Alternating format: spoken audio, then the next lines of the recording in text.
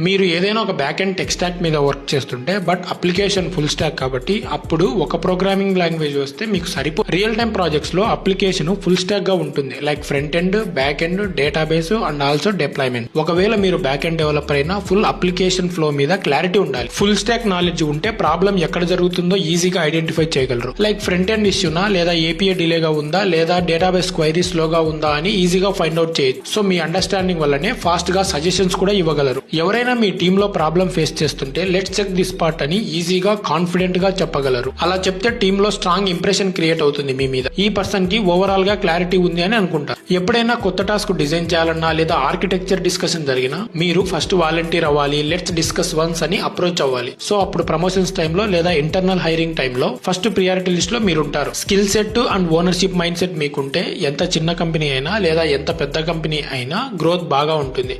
So మీకు ఇంకా ఏమైనా ఇన్ఫర్మేషన్ తెలుసుకోవాలనుకుంటే ఐటీ ఇండస్ట్రీ సైడ్ కామెంట్ కానీ మెసేజ్ కానీ చేయండి. I will help you.